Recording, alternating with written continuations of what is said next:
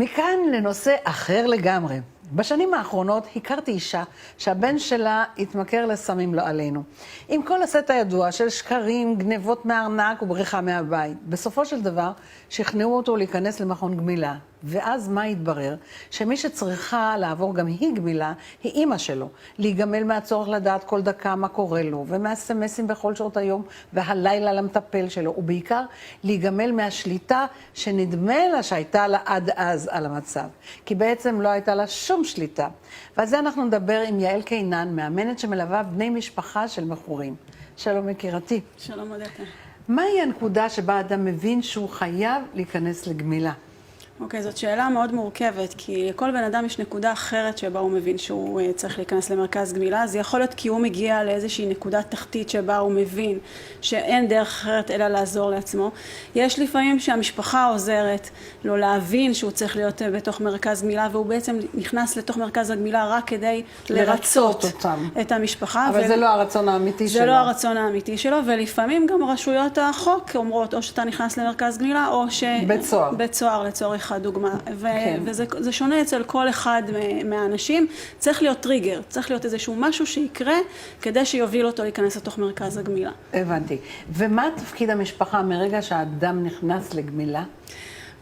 התפקיד של המשפחה הוא בנוי מהרבה מאוד דברים. אחד הדברים הראשונים שאנחנו מדברים עליו זה כמובן התמיכה. בן אדם שנמצא בתוך מרכז גמילה, לא משנה איזה מרכז גמילה, עובר תקופה מאוד מאוד קשה. תהליך גמילה זה לא תקופה קלה. והוא צריך אנשים שיאהבו אותו ויתמכו אותו ויהיו עבורו בדרך. לצד זה, התמיכה והאהבה צריכה להיות כזו שיש לה איזה שהם גבולות. את אמרת משהו קודם על האישה, האימא של. כן. אז אחד הדברים שאנחנו כבני משפחה, בני המשפחה צריכים ללמוד, זה בעצם לשחרר את התפקידים האלה של המטפלת, של המרגיעה, של העוזרת. של הגננת, של הבית סוהר, של הסוהר, של השומר. וכשהבן אדם נמצא בתוך מרכז הגמילה, אחד התפקידים הכי חשובים של בני המשפחה זה לאפשר למרכז הגמילה לעשות את העבודה המקצועית שלהם בפנים. לשחרר. לשחרר. אז באמת, איפה השפעת המשפחה מתחילה ואיפה היא נגמרת? השפעת המשפחה מתחילה קודם כל בהבנה שהם לא יכולים לעזור למכור. הם לא יכולים לעזור למכור, אין להם את הכלים לעזור למכור. מהרגע הזה הם יכולים לקבל עזרה חיצונית לעזור למכור להיגמל. אז זה הדבר הראשון. וכמובן לכל אחת מהפעולות שהמשפחה עושה יש השפעה ישירה על המכור ועל הרצון שלו להיגמל.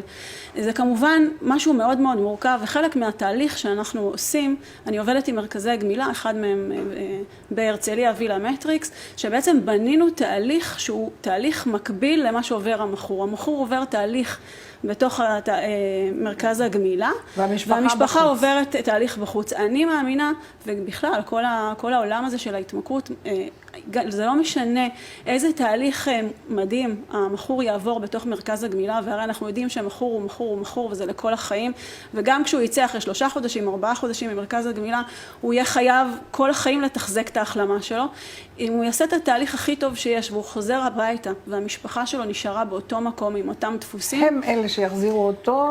אני אגיד את זה בעדינות, הסיכון שהוא יחזור לתוך השימוש יותר גדול. אז איך עוזרים למשפחה במצב כזה? המשפחה צריכה פשוט קודם כל לקבל הרבה ידע והבנה על המשמעות של ההתמכרות, על מה זה תהליך הגמילה, איפה הם, הפעולות שהם עושים. ולעשות להם למעשה פלאגים הפוכים, כי מה שהם חושבים שזה העזרה זה הנזק, ומה שהם חושבים שזה הנזק זאת העזרה. נכון. בעצם זה מאוד קשה. זה מאוד קשה. זה מאוד קשה. תחשבי על זה שהאימא הזו, אחרי שהיא במשך כמה שנים ניסתה לעזור לבן שלה, הוא נכנס לתוך מרכז הגמילה והיא צריכה להתנתק.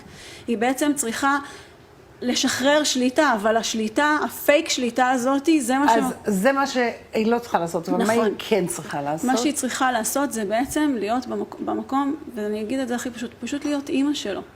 ולתמוך היא לא יודעת איך להיות אימא שלו בצורה אחרת, זה היא לא הקושי יודעת, הנורא. וזה המקום שאני נכנסת לתמונה, זה המקום שהאנשים, זה פשוט אנחנו מלמדים דרך ידע ודרך כלים ומיומנויות וליווי בנקודות הכי קשות, איך לא ללכת. איך להגיב שונה, איך להרגיש אפילו שונה. איך להרגיש שונה. כי זאת מחשבה שונה מביאה רגש שונה. נכון, אז איך בעצם שונה. שהאינטואיציה שלנו קופצת כאימא עכשיו לקפוץ ולעזור, להגיד רגע, האם זה באמת עוזר? האם באמת זה משרת את המטרה, או מה אני יכולה לעשות במקום?